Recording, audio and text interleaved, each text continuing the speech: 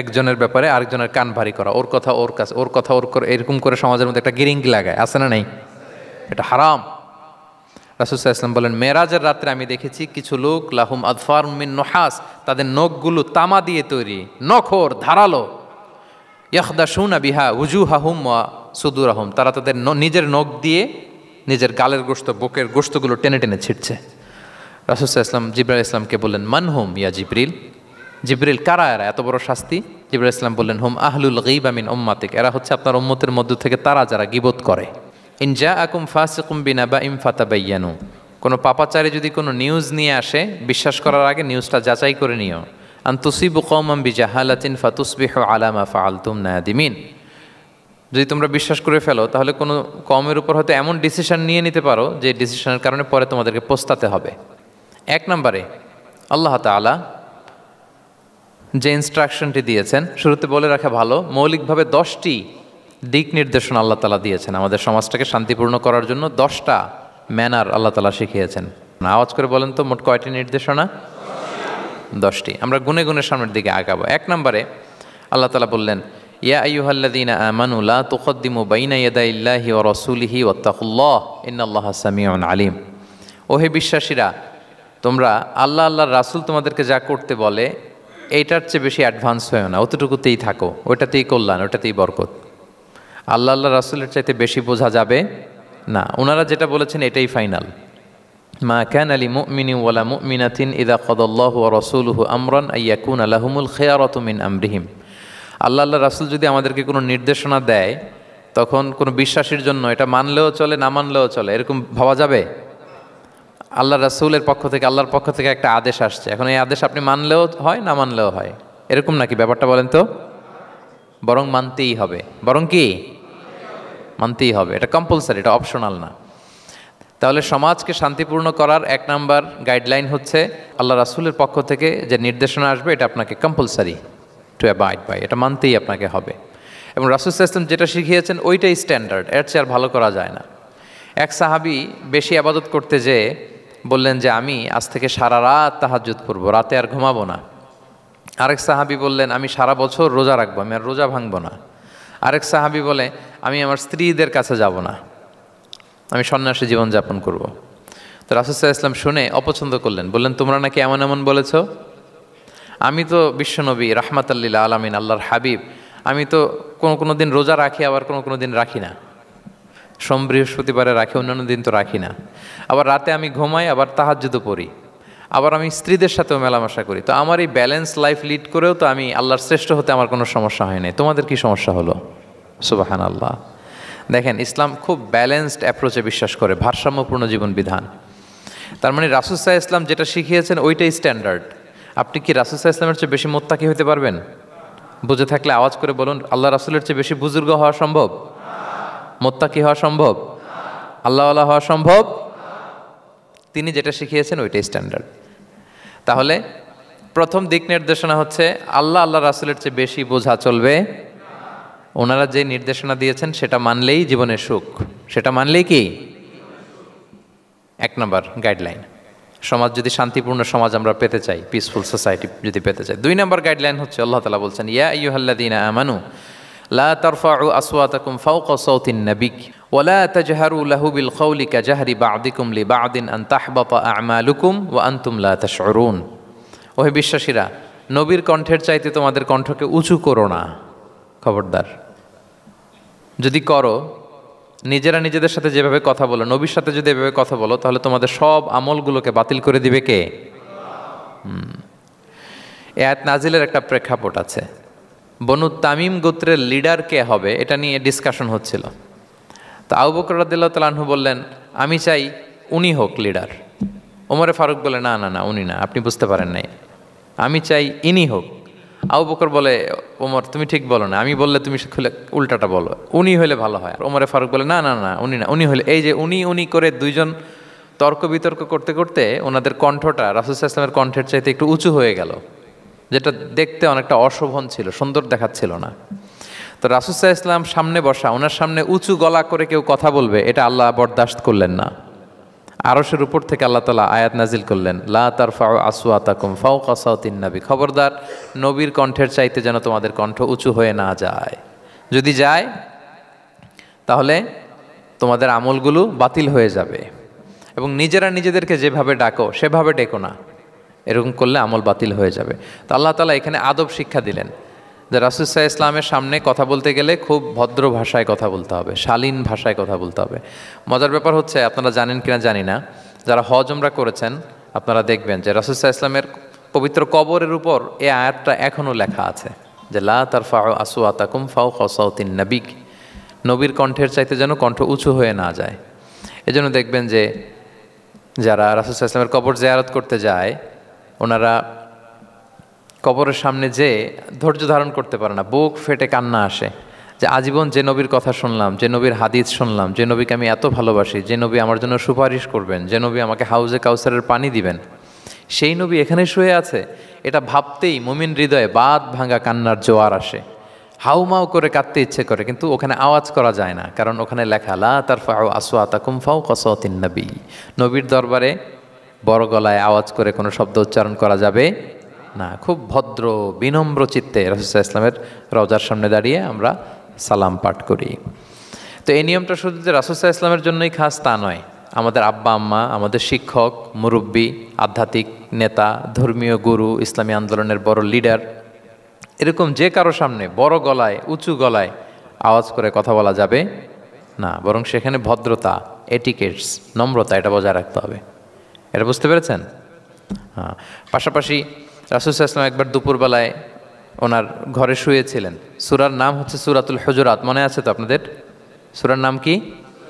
হ্যাঁ, হুজুরাত মানে হচ্ছে কম্পার্টমেন্ট বা অ্যাপার্টমেন্ট, যেখানে মানুষ থাকে আর কি। রাসূল সাল্লাল্লাহু আলাইহি ওয়াসাল্লাম এরকম 9টা হুজরাখানা ছিল। আপনার বাংলাদেশে ইমাম সাহেবের হুজরাখানা এই শব্দটার সাথে পরিচিত না সবাই? এই হুজরাখানা থেকে আল হুজরাত, রাসূল সাল্লাল্লাহু আলাইহি ওয়াসাল্লামের 9 জন স্ত্রী এই 9টা হুজরাতে থাকতেন, এবং এগুলো মসজিদে নববীর সাথে অ্যাটাচ করা ছিল।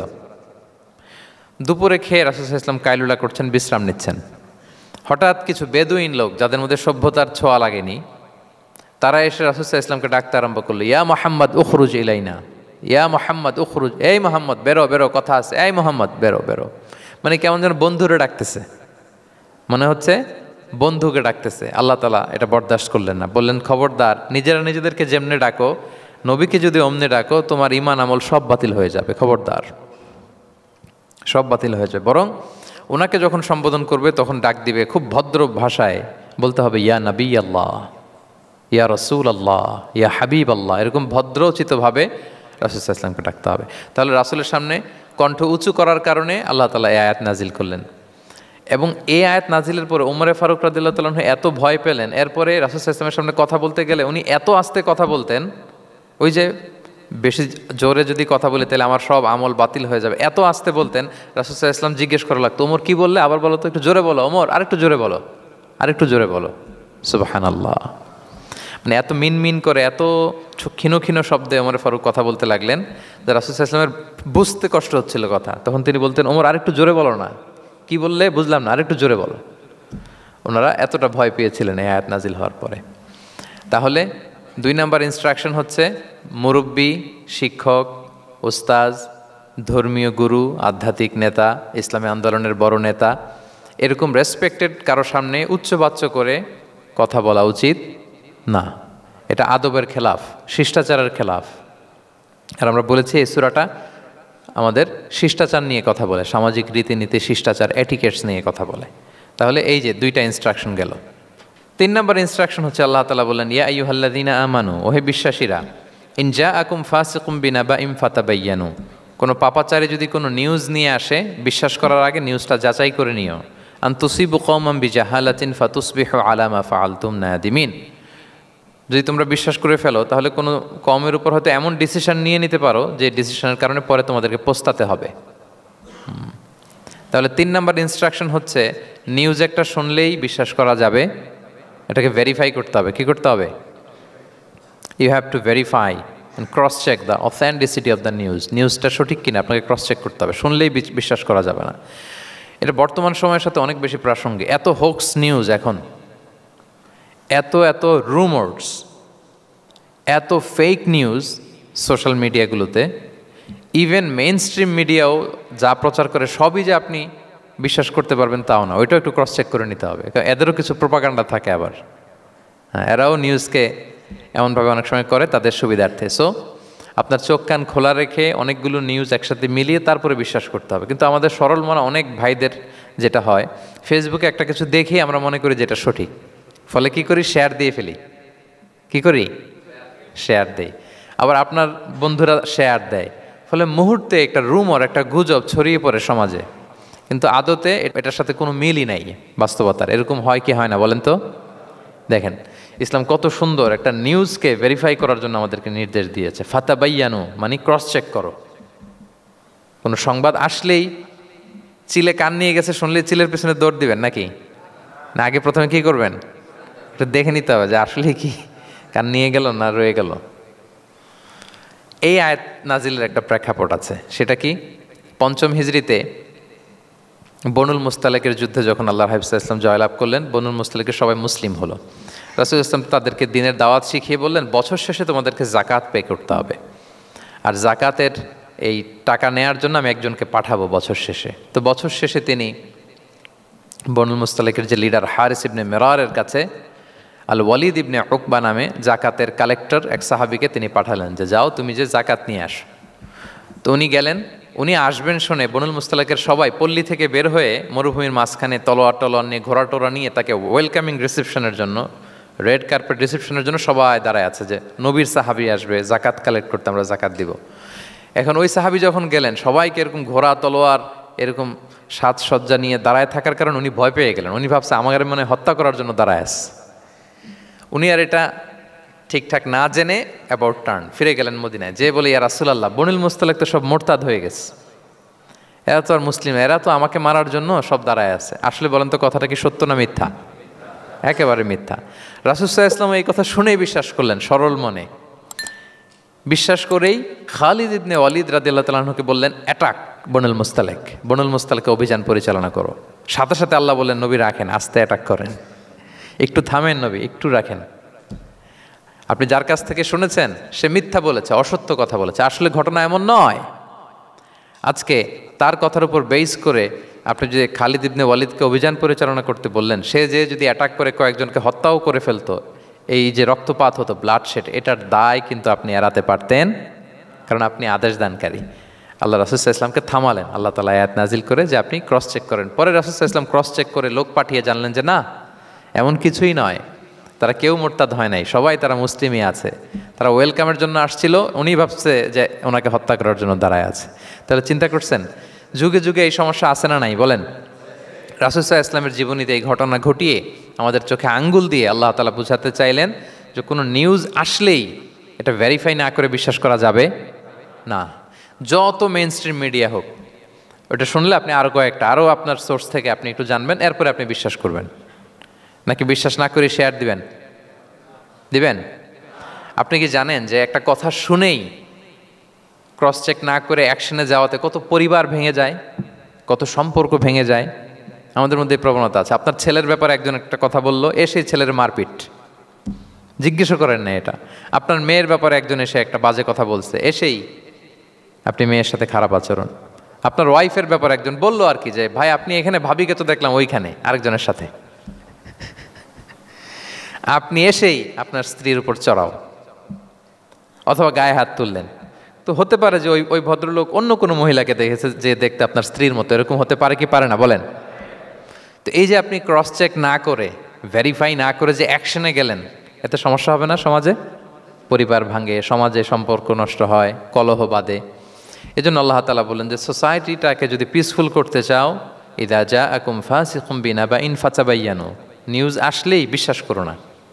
You have to cross-check, you have to justify, and you have to verify the news. মনে থাকবে? তাহলে আজকে থেকে ফেসবুকে একটা পেলে আমরা কি করব? শেয়ার দিয়ে দিব। কি শেয়ার দিবেন না? কি করব? যাচাই বাছাই করব, ক্রস চেক করব। এখন অবশ্য ক্রস চেক করার জন্য কিছু প্ল্যাটফর্ম বেরিয়েছে, তারা অবশ্য যেগুলো খুব বেশি ছড়িয়ে পড়ে নিউজ, সেগুলো যদি ভুল হয় তারা ক্রস চেক করে তারা সামাজিক সচেতনতা তৈরি করে। তো আমরা প্রত্যেকেই দায়িত্বশীল হলে এই গুজবগুলো স্প্রেড করা থেকে আমরা বিরত থাকতে পারি। নিউজ শুনলেই আমরা এখন বিশ্বাস করব না, আগে ক্রস চেক করে নেব, তা না হলে আমরা বিপদে পড়তে পারি। কি বলেন? এমন কোনো কাজ করে ফেলতে পারি যেটার কারণে পরে লজ্জিত হব। তো আমরা আগে থেকেই সাবধান হয়ে যাই। 4 নম্বরে আল্লাহ তাআলা বললেন, ওয়া ইন তাইফাতানি মিনাল মুমিনিনা ক্তাতালু ফাআসলিহু বাইনাহুমা। বিশ্বাসীদের মধ্যে 2 গ্রুপ যদি মারামারি লাগে তাহলে তুমি মিলিয়ে দাও, ইসলাহ করো, ইসলাহু যাতিল বাইন, মিলিয়ে দাও, মীমাংসা করে দাও, বিরোধ নিষ্পন্ন করে দাও। অনেক সময় হয় না যে 2 ভাই ঝগড়া লেগেছে, 2 বন্ধু ঝগড়া লেগেছে, অথবা স্বামী স্ত্রীর মধ্যে কোনো কারণে বিরোধ, 2 পার্টি ঝগড়া লাগছে, এরকম আছে না নাই? তখন ফাআসলিহু বাইনাহুমা, তাদের মধ্যে আপোষ মীমাংসা করে দাও। মীমাংসা করে দাও, ইসলাহ, রিকনসিলিয়েশন করো, ওয়ার্ক অ্যাজ এ মিডিয়েটর, মধ্যস্থতাকারী হিসেবে কাজ করো। তো আমরা সমাজে কি করি দেখেন তো, একটু মিলিয়ে নেন। 2 জন ঝগড়া লাগছে, আমরা কি করি? কি করেন? আরো লাগিয়ে দেন, সর্বনাশ।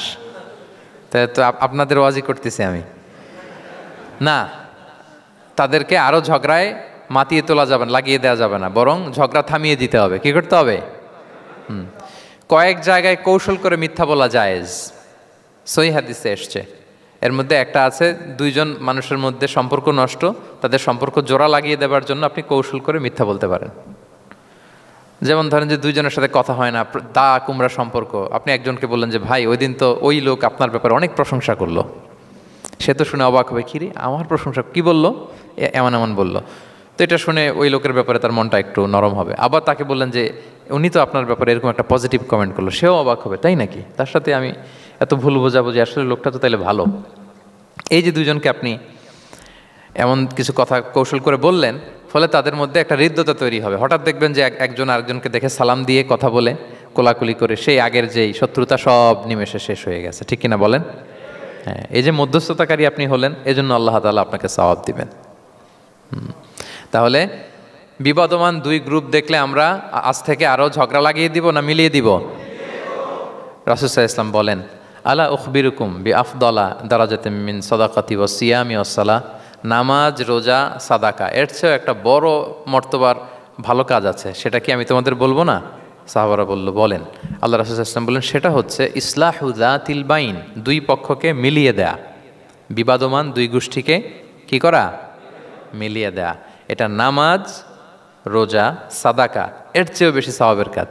দেখেন আমরা ইসলামটা বোঝার ক্ষেত্রে আমাদের কত ল্যাকিংস। আমরা মনে করি শুধু লম্বা দাড়ি রাখলাম, তাসবিহ একটা নিলাম, আর জিকির করতেছি দিন রাত এক করে, এরপরে নামাজ পড়তে পড়তে কপালে দাগ ফেলে, এই বোধহয় ভালো কাজ, এই সব ভালো আমি করে ফেললাম। কিন্তু দেখেন রাসূল ইসলাম বলেছে না, সমাজে বিবাদমান 2টা গ্রুপকে যদি মিলিয়ে দাও, এটা নামাজ, রোজা, সাদাকার চেয়ে বেশি সওয়াব তুমি পাবে।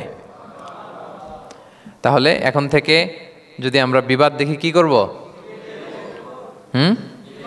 মিলিয়ে দিব। কখনো আমরা ঝগড়া আরো বাড়িয়ে দিব না। আগুন যদি লাগে সেখানে পানি ঢালবো নাকি তেল ঢালবেন? কি ঢালবেন? অনেকে কি ঢালে? আরো দাউ দাউ করে জ্বালাতে চায় না, না এটা করা যাবে না, বরং আমরা মিলিয়ে দিব ইনশাআল্লাহ। বলেন সবাই। আল্লাহর হাবিব সাল্লাল্লাহু আলাইহি ওয়াসাল্লাম তিনি এই কাজটা করতেন। মক্কা থেকে মদিনায় গেলেন, মদিনায় আউস খাজরাজ 2টা গোত্র, বছরের পর বছর যুদ্ধ, উনি যেই মিলিয়ে দিলেন। রাসূল সাল্লাল্লাহু আলাইহি ওয়াসাল্লাম এই যে সংলাপ, তারপর রিকনসিলিয়েশন, মিডিয়েশন, মধ্যস্থতা, এগুলোতে এক্সপার্ট ছিলেন। যে যুদ্ধ থামে না, এই যুদ্ধ মিলিয়ে দিলেন। কত প্রাণ গেল এই যুদ্ধে, কিন্তু রাসূল সাল্লাল্লাহু আলাইহি ওয়াসাল্লাম যেই আউস খাজরাজ এখন ভাই ভাই হয়ে গেছে, ভাই ভাই করে দিলেন, ভ্রাতৃত্বের বন্ধনে ওনাদেরকে আবদ্ধ করে দিলেন আল্লাহর হাবিব সাল্লাল্লাহু আলাইহি ওয়াসাল্লাম। এবং সহিহ বুখারীতে একটা বাব আছে, বাবের শিরোনাম হচ্ছে বাবু কওলুল ইমাম ইযহাবু বিনা নুসলিহ বাইনাকুম, মানে আমাকে নিয়ে চলো আমি মিলিয়ে দিব। এটা ছিল রাসূল সাল্লাল্লাহু আলাইহি ওয়াসাল্লামের বিখ্যাত বাণী। ঝগড়া একটা লাগছে, রাসূল সাল্লাল্লাহু আলাইহি ওয়াসাল্লাম বলতেন, আরে আমি আসি না, আমাকে নিয়ে যাও, আমি মিলাই দেবো। কোথাও কিছু হয়েছে, আমাকে নিয়ে যাও, আমি তো আছি, মিলাই দেবো। রাসূল সাল্লাল্লাহু আলাইহি ওয়াসাল্লাম এসেছেনই মানুষকে মিলানোর জন্য, গড়ার জন্য এসেছেন, ভাঙার জন্য নয়। তাহলে 4 নাম্বার যেটা আমরা জানলাম, যে বিবাদমান 2 পক্ষকে আমরা কি করব? মনে থাকবে? এই যে আমি শুরুতে বলেছিলাম যে একটা শান্তিপূর্ণ সমাজ যদি আপনি গড়তে চান, তাহলে এই 10টা ইনস্ট্রাকশনের কোনো বিকল্প নাই।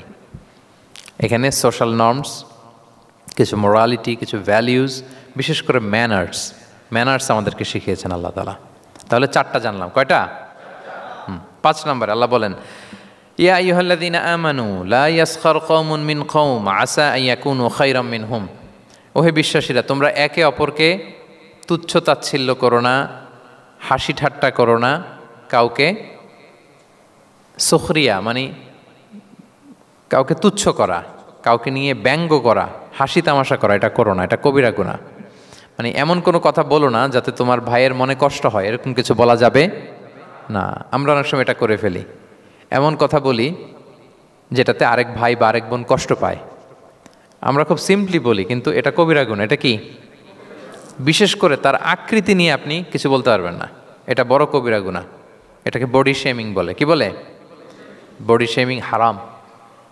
কারণ বডি স্ট্রাকচার, এটাকে আমার ইচ্ছে মতো হয়েছে না আল্লাহ বানাইছে? আচ্ছা, আপনি যে এত সুন্দর ফর্সা, কে বানালো?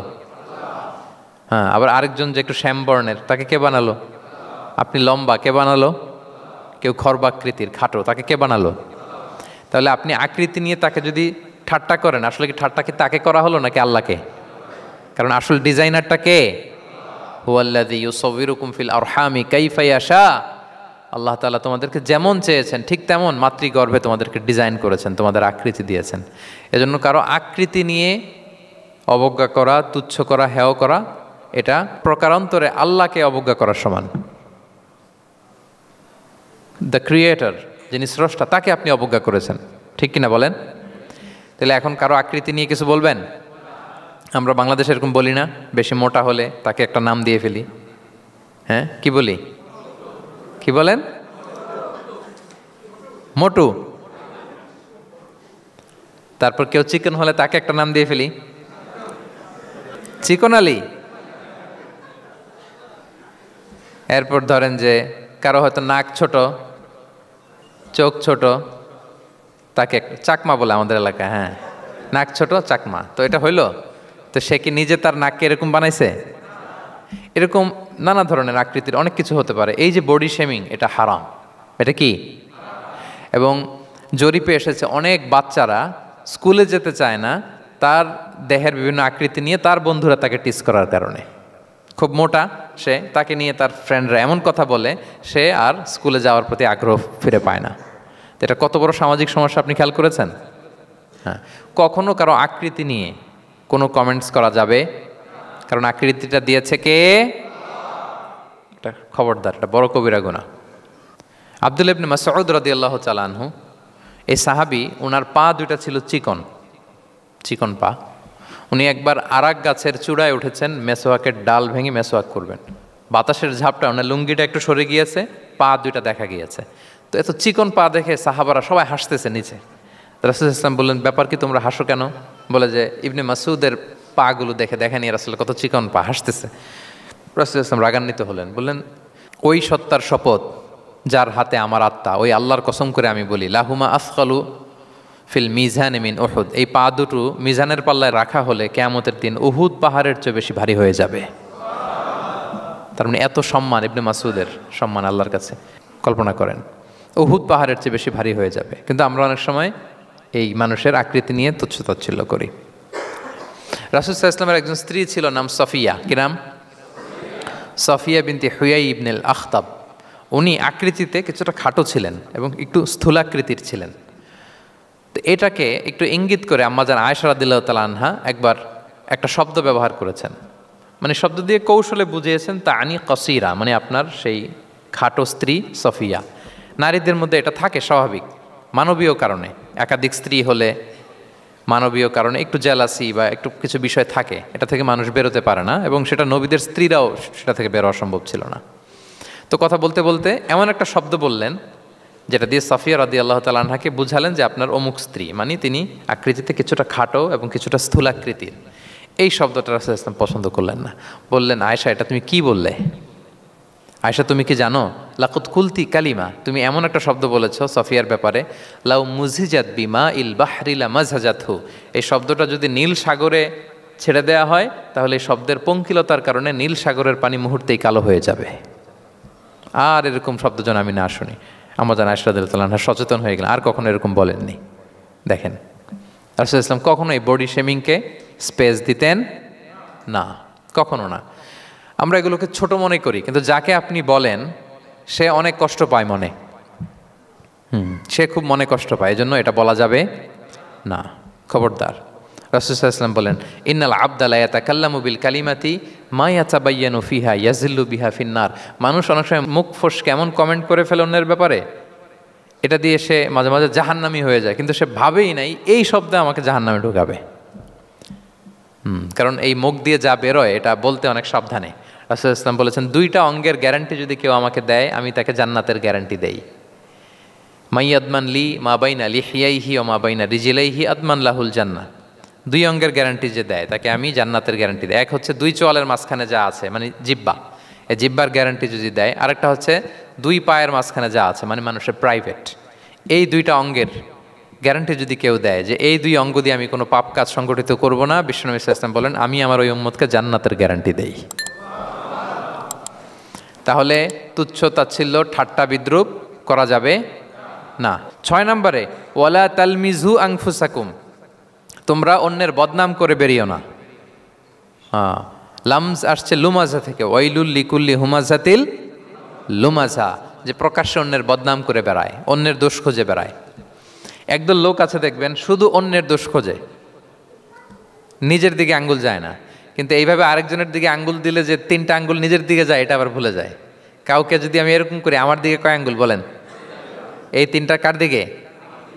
আর আরেকজনের দিকে 1 আঙ্গুল। তো কাউকে কিছু বলার আগে 3বার নিজেরটা ভাববেন যে নিজে কি করেন। ওলা তালমিজু, অন্যের বদনাম করো না, প্রকাশ্যে অন্যের দোষ খোঁজো না। সবচেয়ে বুদ্ধিমান সে যে নিজের দোষ খোঁজে, নিজের সমালোচনা যে করতে পারে সেই সর্বাপেক্ষা বুদ্ধিমান। কিন্তু আমরা একদল আছি শুধু সমালোচনা, ওর এই সমস্যা, ওর এইটা, ওর মানে তার দায়িত্ব হচ্ছে সবার সমস্যা বের করা। এরকম দায়িত্বপ্রাপ্ত কিছু লোক আছে না নাই? সবাই না, এগুলো থেকে আমাদের বেরিয়ে আসতে হবে। অন্যের দোষ খোঁজা বাদ দিতে হবে, দোষ খুঁজলে নিজের দোষ খুঁজতে হবে। আমরা আত্মসমালোচনা করবো। খেয়াল রাখবেন, সবচেয়ে ভালো হচ্ছে আত্মসমালোচনা। সবচেয়ে ভালো কি? তারপরে মোটামুটি ভালো হচ্ছে আলোচনা, আর সবচেয়ে খারাপ হচ্ছে সমালোচনা। কিন্তু আমরা সবচেয়ে করি বেশি কোনটা? এটা চেঞ্জ করতে হবে, আত্মসমালোচনা বাড়াইতে হবে। আমি প্রায় একটা কথা বলি, small people talk about people, average people talk about things, and great people talk about ideas. ছোট মনের মানুষ যারা, এরা মানুষ নিয়ে কথা বলে, এর এই সমস্যা ওরে। মাঝারি ধরনের যারা, এরা বিভিন্ন বিষয় নিয়ে, ঘটনা নিয়ে কথা বলে। গ্রেট মাইন্ড যারা, এরা আইডিয়া নিয়ে কথা বলে, যে এই আইডিয়া ইমপ্লিমেন্ট করলে সমাজের এটা সমাধান হবে, এই আইডিয়া জেনারেট করতে পারলে এইটা কাজ হবে। তো এখন বলেন, আপনি কি ছোট মনের মানুষ হবেন না বড় মনের? অন্যের দোষ খুঁজবো, আর তাহলে কারটা খুঁজবো? ইনশাল্লাহ বলেন সবাই। কটা গেল? 7 নম্বর, ওয়ালা তানাবাজু বিল আলকাব, কাউকে মন্দ উপনামে ডেকো না। মন্দ উপনামে ডেকো না, মানে কাউকে একটা বিশেষ নাম দিও না, তার নামটা সুন্দরভাবে ডাকো। নাম বিকৃতি করা কবিরা গুনাহ। নাম, আপনি বলুন হুজুর এটা একটা কথা হইলো, নাম বিকৃতি করছি তো কি হয়েছে? এটা আপনার কাছে সমস্যা নাই। ধরেন যে ওই লোকের নাম আব্দুল্লাহ, আপনার কাছে আব্দুল্লাহ এটা সিম্পল, ধুর আব্দুল্লাহ একটা কিছু হইলো। কিন্তু যার নাম আব্দুল্লাহ তার কাছে এটা অনেক দামি। তার কাছে কি? কারণ এটা তার পরিচয় বহন করে। ধরেন যে আমার নাম কি মিজান, আপনার কাছে মনে হয় আরে মিজান একটা নাম হইলো, তা আমার কাছে তো এটা অনেক গুরুত্বপূর্ণ, কারণ এটা আমার পরিচয় বহন করে। এই নামে মানুষ আমাকে ডাকে, ফলে এটা আমার খুব আদরের, আমার কাছে বড্ড যত্নের, দরদের নামটা। আপনার কাছে নাও হতে পারে।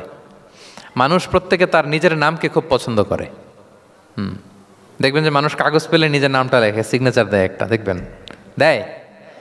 এরপর দেখবেন যে সি বিচে ঘুরতে গেলে বালুর মধ্যে নিজের নামটা লিখে, দেখবেন লিখে। শুধু তাই না, লিখে আবার একটা লাভ আঁকে, লাভ চারদিকে আঁকে। কেন আঁকে?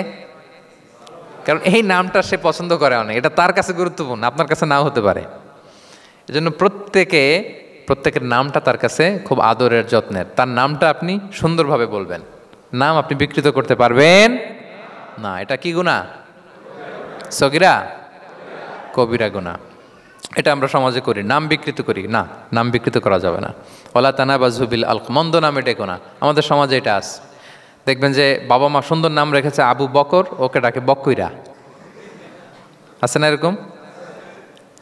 তারপর নাম রেখেছে ধরেন আব্দুল কুদ্দুস, ওকে ডাকে। নাম রেখেছে আব্দুল ওয়াক্কাস, ওকে ডাকে। এই বিকৃতি আপনি করতে পারবেন? কারণ কিয়ামতের দিন আপনার নাম ধরে, আপনার বাবার নাম ধরে ডাকা হবে। তুদআউনা ইয়াউমাল কিয়ামাতি বিআসমাইকুম ওয়া আসমাই আবাইকুম। কিয়ামতের দিন তোমার নাম, তোমার বাবার নাম, যখন আপনাকে ডাকবে ফেরেশতারা, আপনার নাম এবং আপনার বাবার নাম ধরে ডাকা হবে। এজন্য রাসূল সাল্লাল্লাহু আলাইহি ওয়াসাল্লাম বলেন ফাআহসিনু আসমাক, তোমাদের নামগুলো সুন্দর রেখো, নাহলে সেই দিন ডাকবে বল্টুর ছেলে কল্টু দাঁড়াও, তখন এই কোটি কোটি মানুষের সামনে আপনি এই নাম নিয়ে দাঁড়াবেন আর লজ্জায় পড়বেন। আর যদি বলে আব্দুর রহমানের ছেলে আব্দুল্লাহ আসো, কত সুন্দর। নামগুলো ভালো আলেম দিয়ে ক্রস চেক করে, কনসালটেশন করে এরপরে রাখবেন। আর কাউকে মন্দ নামে কখনো ডাকা যাবে না। তার বংশের কোনো খারাপ কিছু দিয়ে তাকে ডাকা যাবে না। ধরেন একজনের বাবা ছিল চোর, কিন্তু তার সন্তান সে সৎ মানুষ হইতে পারে না। এখন বাবার কথা কি আপনি চোরের পোলা বলে ডাকতে পারবেন? আপনি ডাকবেন না, বলতে পারবেন না, কারণ সে তো ভালো। তাহলে নাম বিকৃত করা, মন্দ উপনামে ডাকা, এটা কবিরা গুনাহ। এটা আমরা কখনো করব? মনে থাকবে প্রিয় ভাইরা? আচ্ছা, 8 নম্বরে আল্লাহ তাআলা বলছেন ইয়া আইয়ুহাল্লাযীনা আমানু জিতানিবু কাসীরাম মিনায-যন। ওই বিশ্বাসীরা তোমরা ধারণা থেকে বেঁচে থাকো। ইন্না বা'দা-যন্নি ইসমুন, কিছু কিছু ধারণা আছে এটা পাপ। ধারণা, অ্যাজাম্পশন করে কথা বলা নিষেধ। ধারণার উপর বেস করে কথা বলা যাবে। অনেকে ধারণার উপর কথা বলে। বেশিরভাগ ধারণাই মিথ্যা হয়। ধারণার বেশিরভাগ কি হয়? সো আপনি ধারণা, বেসড অন ধারণা আপনি কোনো কথা বলতে পারবেন, মানে যেটাকে আমরা বাংলায় বলি আন্দাজে কথা বলা। বাংলা আমরা কি বলি? আন্দাজে আপনি কিছু বলতে পারবেন না, আপনাকে নিশ্চিত হইতে হবে। আমরা খালি চোখে যা দেখি, বাস্তবে ওই ঘটনা নাও হতে পারে ওইরকম। হোয়াট এভার উই সি, এটা রিয়েল সিনারি নাও হতে পারে, কিন্তু ভেতরে হয়তো এমন কিছু একটা আছে যেটা আমরা জানি না। এজন্য ধারণা করে কথা বলা নিষেধ ইসলামে। ওয়া ইন্না যন্না লা ইউগনি মিনাল হাক্কি শাইআ, আল্লাহ বলেন ধারণা কখনো সত্যের বিকল্প হতে পারে না। আপনাকে সত্যটা জেনে বলতে হবে। আপনি ধারণার উপর কিছু বলতে, আমরা এরকম সমাজে অনেক করি, অনেক। আপনি পাবেন, দেখবেন যে ধরেন যে আপনাকে আপনার এক বন্ধু দেখলো, রিক্সা দিয়ে যাচ্ছেন, আপনার পাশে এক নারী বসা, তো সে অনেক কিছু খারাপ ধারণা করতে পারে। এরকম হয় না সমাজে? তো এমন হতে পারে যে আপনি আপনার ছোট বোনকে নিয়ে বেরিয়েছেন, হতে পারে না? কিন্তু আপনি তো একটা ধারণা করে ফেললেন অন্য কিছু। বা আপনার ভাগ্নিকে নিয়ে বের হয়েছেন, আপনার খালাকে, আপন খালাকে নিয়ে বেরিয়েছেন কোনো কাজে, ডাক্তারের কাছে বা কিছু একটা হতে পারে। কিন্তু তাকে দেখেই আমি এদিক সেদিক বলতে আরম্ভ করলাম যে ওকে তো দেখছি এরকম এরকম এরকম। আছে না নাই? আমাদের সমাজে আমি দেখেছি যে কারো যদি ঠোঁট কালো হয় তো মানুষ ধারণা করে নেয় লোকটা মনে হয় সিগারেট খায়। কিন্তু সিগারেট সেবন করা ছাড়াও কারো ঠোঁট কালো হতে পারে কি পারে না বলেন? এই যে এগুলো সমাজে প্রচলিত। বিয়ে করার পর পর ইমিডিয়েট যদি কেউ একটা গাড়ি কিনে বা হুন্ডা কিনে, এটা কি বলে বলেন তো? এই বোধহয় শ্বশুর বাড়ি থেকে যৌতুক নিয়ে আসছে। দেখছেন, এরকম ভুরি ভুরি আপনি সমাজে পাবেন যে আন্দাজে, ধারণার উপরে আমরা অনেক কথা বলে ফেলি, কিন্তু নিশ্চিত না হয়ে আপনি কোনো কমেন্টসে যেতে পারবেন না। এটা একেবারে নিষেধ। 9 নম্বরে আল্লাহ বললেন ওয়ালা তাজাসসু, গোয়েন্দাগিরি করো না, স্পাইগিরি করো না, অন্যের ব্যক্তিগত বিষয় নিয়ে খোটাখুটি করো না। এরকম স্বভাব আমাদের অনেকের আছে না নাই? অনেকে দেখবেন যে অনেকের প্রাইভেট বিষয় নিয়ে খোঁচাখুচি করতে সে বড্ড মজা পায়। আছে এরকম? এটা হারাম। আওয়াজ করে বলুন, এটা কি? ওয়ালা তাজাসসু, গোয়েন্দাগিরি করো না। Everyone has personal space and no one should interfere someone's personal space. কেউ কারো পার্সোনাল স্পেসে ইন্টারফেয়ার করা যাবে না। প্রত্যেকের একটা প্রাইভেট এরিয়া আছে, প্রাইভেসি আছে। দেখেন ইসলাম প্রাইভেসিকে কত গুরুত্ব দেয়। প্রত্যেকের প্রাইভেসিকে ইসলাম কত গুরুত্ব দেয়। কারো প্রাইভেসির মধ্যে ইন্টারফেয়ার করা এটা ইসলাম পছন্দ করে না। এজন্য খবরদার, কারো ব্যক্তিগত কোনো ইস্যু নিয়ে আমরা নাক গলাতে পারবো না। কারো মোবাইল ধরে মোবাইলের গ্যালারি চেক করা, কারো ইনবক্স চেক করা, কাউকে না বলে কারো চিঠি পড়ে ফেলা, উকি মারা, আড়ি পাতা, এগুলো হারাম। এগুলো কি? তো এরকম সব আমাদের আছে না নাই? আড়ি পেতে শুনতে চাই, উকি মারি, তারপর সে কি করে দেখি তার প্রাইভেট মুহূর্তে, তারপর তার মোবাইল চেক করি, তার গ্যালারি চেক করি, তার ইনবক্স চেক করি। এই দায়িত্ব ইসলাম আমাদেরকে দেয়। এমনকি ইসলামী রাষ্ট্রও যদি হয়, ইসলামী রাষ্ট্রের জন্য এটা দায়িত্ব না যে প্রত্যেকে ব্যক্তিগত তার বেডরুমে তার প্রাইভেট লাইফে কী করে এটা দেখা, ইটস নট হিজ বিজনেস। ইসলামী রাষ্ট্র মানুষকে ন্যায়, কল্যাণের পথ, সুন্দর জীবন পরিচালনার জন্য উৎসাহিত করবে, কিন্তু প্রত্যেকে প্রাইভেট লাইফে কি করে ওইটা সিসি ক্যামেরা লাগিয়ে দেখা, এটা কারো দায়িত্বের মধ্যে পড়ে না। এটা একেবারে নিষেধ। এটাকে বলে তাজাসসুস, গোয়েন্দাগিরি করা। বরং ইসলাম কি উৎসাহিত করে জানেন? অন্যের দোষ দেখলে এটাকে গোপন রাখতে উৎসাহিত করে। গোপন রাখবেন। মান সাতারা আইবান সাতারাহুল্লাহু ইয়াউমাল কিয়ামা। কেউ যদি তার ভাইয়ের দোষ গোপন রাখে, কিয়ামতের দিন আল্লাহ তার দোষ গোপন রাখবে। ওমান কাশাফা আওরাতা আখি, বিষ্ণু বলেন, কিন্তু কেউ যদি তার ভাইয়ের কোনো গোপন জিনিস প্রকাশ করে দেয়, কাশাফাল্লাহু আওরাতাহু, আল্লাহ তার সব গোপন জিনিস প্রকাশ করে দিবে। বলেন, আমাদের প্রত্যেকেরই গোপন জিনিস আছে না নাই? এখন আমাদের সব ভুল, সব গোপনীয়তা যদি প্রকাশ হয়ে যায়, কি হবে তখন?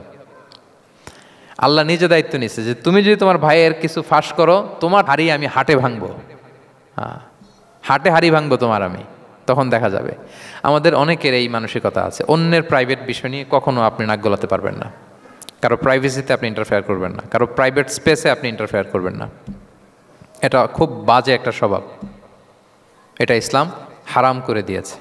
আমাদের অনেকের মধ্যে আছে খুঁটে খুঁটে, ভাই এটা কি, ওইটা কি করছেন, সরকারি চাকরি না প্রাইভেট চাকরি, বেতন কত, বয়স কত, ওইটা কত, ওইটা কত, হাবি যাবি, এটা তার, ইটস নট হিজ বিজনেস। তারপরে মানুষ খুঁচিয়ে খুঁচিয়ে।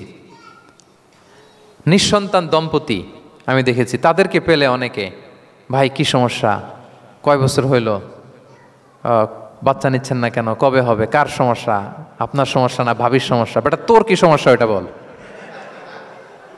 একজন নিঃসন্তান দম্পতি তারা কি স্ট্রাগলের মধ্য দিয়ে যায় আপনি জানেন? এটা তার জন্য পরীক্ষা। ওই পরীক্ষার মধ্যে আপনি খুঁচিয়ে খুঁচিয়ে, মানে সে kind of he is a gynaecologist, সে আপনার ইয়ে করতেছে, ট্রিটমেন্ট দিচ্ছে, ভাই কি হয়েছে, এইটা ওইটা, তাদেরকে বিব্রত করে একটা পরিস্থিতিতে ফেলা, এম্বারাসিং একটা সিচুয়েশনে ফেলা, এটা হারাম। এই ম্যানারগুলো ইসলাম আমাদেরকে ধরে ধরে শেখায় যে এটা তোমার বিজনেস না, তুমি খুঁচিয়ে খুঁচিয়ে মানুষের ব্যক্তিগত বিষয় যেটাতে সে বিব্রত বোধ করে, এগুলো তুমি জিজ্ঞেস করতে পারো না। আল্লাহ বলেছেন, খবরদার, ওলা তাজাসসু, ওলা তাজাসসু, গোয়েন্দাগিরি করো না, কারো ব্যক্তিগত বিষয় না। অনেকের এটাতে খুব ইন্টারেস্ট, কার স্ক্যান্ডাল বেরোইছে, প্রায় দেখবেন যে এরকম দেখা যায়, অমুক নেতার স্ক্যান্ডাল ফাঁস, অমুক নায়কের স্ক্যান্ডাল ফাঁস। তোমার স্ক্যান্ডাল কবে ফাঁস হবে এটা বলো? নিজের চরকায় তেল দিতে হবে। আরেকজনের কি হলো, তার কি ভুল আছে, দোষ ত্রুটি আছে, ওগুলো খুঁজে দেখার জন্য আল্লাহ আমাকে দুনিয়ায় পাঠায়। তাহলে আমরা যেন কারো প্রাইভেসি হ্যাম্পার না করি, প্রিয় ভাইরা। এটা ইসলাম আমাদেরকে উৎসাহিত করে, নির্দেশনা দেয় যে আমরা কারো প্রাইভেট কোনো ইস্যু নিয়ে নাক গলাবো না, ব্যক্তিগত বিষয়ে নাক গলাবো না। কারো দোষ দেখলে এটা আমি গোপন রাখবো। কি করব? আনলেস ইউ আর এ জাজ, আপনি বিচারক, আপনার কাছে আসছে, তখন আপনি বিচার করবেন। কিন্তু এমনি এমনি আপনি জাজমেন্টাল হতে পারবেন না। You can not jump to the conclusion, একটা কিছু আন্দাজে বলে ফেলতে পারবেন না। এই দায়িত্ব আপনাকে দেয়া হয়নি। ইসলামে ব্যভিচারের মতো কোনো বিষয় দেখলেও আপনি বলতে পারবেন না। ব্যভিচার, অ্যাডাল্ট্রি, ফর্নিকেশন, জিনা, এগুলো দেখলে আপনি বলতে পারবেন না। বললে 4 জন নিয়ে বলতে হবে একসাথে। আপনি 3 জন যে যদি কাজের কাছে বলেন যে এই ছেলে আর মেয়েকে আমি অপকর্ম করতে দেখছি, কাজী 3 জনকে নিয়ে আগে 80 টাকা করে বেত মারবে পিঠে, তো করে দেখতে বলছে কে? তোমাদেরকে এই কাজ অবজার্ভ করতে বলেছে কে? কারণ 3 জন মিলে এই উইটনেস হবে না। 4 জন উইটনেস যদি থাকে তাইলে, তাও আমরা দেখছি বললে হবে না, তারপরও মায়ের। আরও রলি আমি বলি, 4 জন এসে যদি বলে যে আমি একজন নারী একজন পুরুষকে নেকেড অবস্থায় এই ঘরে প্রবেশ করতে দেখছি, তারপর কাজে নিয়ে এই 4 জনের আশীর্বাদ দিবে, কারণ এতেও প্রমাণিত হয় নাই। তারা হয়তো একটা জায়গায় অবস্থান করেছে কিন্তু বড় ধরনের কোনো পাপের সাথে লিপ্ত হয় নাই হয়তো।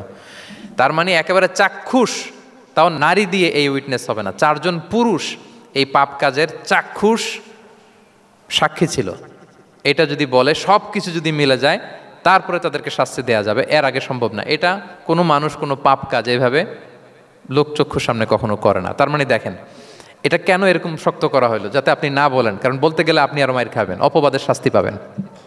হ্যাঁ, ইফকের শাস্তি। ইসলাম কিভাবে মানুষের প্রাইভেসিকে হেফাজত করে। কেউ কোনো একটা মানুষ হয়তো কখনো শয়তানের ওয়াসওয়াসায়, নফসের তাড়নায়, বন্ধুর পাল্লায় পড়ে কোনোভাবে সে পাপে জড়িয়ে পড়েছে, আপনি এটাকে ইস্যু বানাচ্ছেন। কিন্তু এমন হতে পারে ওই পাপের পরে সে এমনভাবে তওবা করেছে, এমনভাবে ফিরে এসেছে, এমনভাবে প্র্যাকটিসিং হয়েছে যে সে ভালো কাজ দিয়ে আপনাকেও ছাড়িয়ে গেছে। আপনি আটকায় যাবেন কিন্তু কিয়ামতের দিন ও আটকাবে না। এরকম হতে পারে কি পারে না? তো ওর পিছনে লাগছেন কেন আপনি?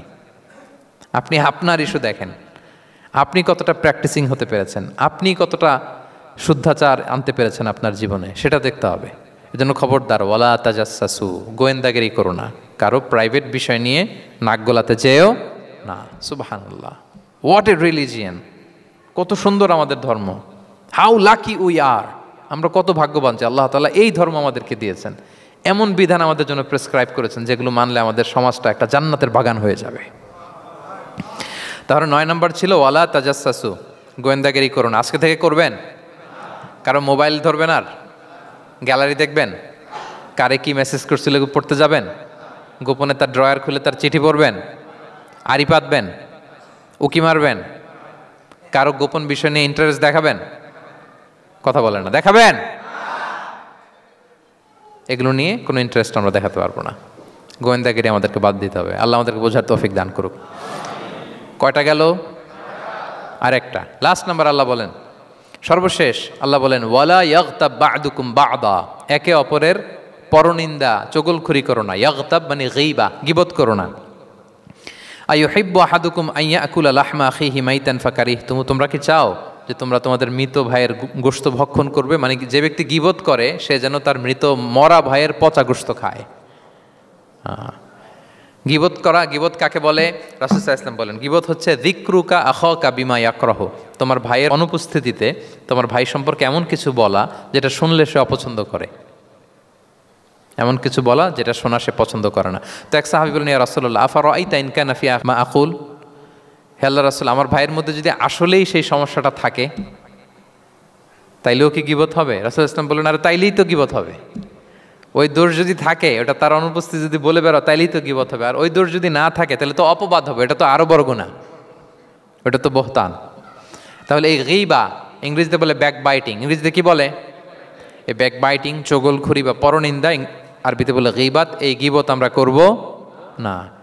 কারো কিছু বলা থাকলে আপনি তাকে সরাসরি নাসিহাত করুন। আর দিন ওয়ান নাসিহা, দিন হচ্ছে উপদেশ দেয়া, শুভ কামনা করা, তার প্রতি শুভ কামনা করে আপনি তাকে বুঝান, সে হয়তো বুঝবে। কিন্তু আপনি তার অনুপস্থিতিতে তার নামে বাজে কথা, মন্দ কথা বলতে পারবেন, এটা অনেক বড় পাপ। একজনের ব্যাপারে আরেকজনের কান ভারী করা, ওর কথা ওর কাছে, ওর কথা ওর করে, এরকম করে সমাজের মধ্যে একটা গিরিঙ্গি লাগায়, আছে না নেই? এটা হারাম। রাসূল সাল্লাল্লাহু আলাইহি ওয়াসাল্লাম বলেন, মেরাজের রাত্রে আমি দেখেছি কিছু লোক লাহুম আযফারুম মিন নুহাস, তাদের নখগুলো তামা দিয়ে তৈরি, নখর ধারালো। ইয়াখদাশুনা বিহা উজুহাহুম ওয়া সুদুরাহুম, তারা তাদের নিজের নখ দিয়ে নিজের গালের গোশত, বুকের গোশতগুলো টেনে টেনে ছিটছে। রাসূল সাল্লাল্লাহু আলাইহি ওয়াসাল্লাম জিবরাইল ইসলামকে বললেন, মানহুম ইয়া জিবরিল, জিবরিল কারা এরা, এত বড় শাস্তি? জিবরাইল ইসলাম বললেন, হুম আহলুল গীবা মিন উম্মাতিক, এরা হচ্ছে আপনার উম্মতের মধ্য থেকে তারা যারা গীবত করে। তারা কি করে? তাহলে এই গীবতের সাথে আমাদের কোনো সম্পর্ক, এটা থেকে আমাদেরকে বেঁচে থাকতে হবে, এটা করা যাবে না। আমরা অনেকে হালাল ওয়েতে গীবত করি। এইভাবে কিভাবে করে আমি বলি আপনাদের, এইভাবে শুরু করে, এইভাবে কি বলবো ভাই, বললে তো গীবত হয়ে যায়, তারপরও না বললেই না, একটু বলি। শুরুতে কি বললে তো, দেখছেন কিভাবে হালাল করে, বললে তো গীবত হয়ে যায়, এইভাবে স্টার্ট করে। বললে যদি গীবত হয়ে যায় এটা বলা যাবে? আওয়াজ করে বলেন, যেটা বললে গীবত হয়ে যাবে এটা বলা যাবে না। এই অভ্যাসগুলো থেকে আমরা আস্তে আস্তে ফিরে আসবো, ওগুলো আমরা আর বলবো। তাহলে মোট 10টা, কয়টা? এই 10টা যদি আমরা মেনে চলি, সমাজে আর কোনো অশান্তি থাকবে? বিশৃঙ্খলা থাকবে? হানাহানি, মারামারি? সমাজটা একটা শান্তির সমাজ হবে, পিসফুল সমাজ হবে। এই জন্য এই সূরাটাকে বলা হয় সামাজিক রীতিনীতির সূরা।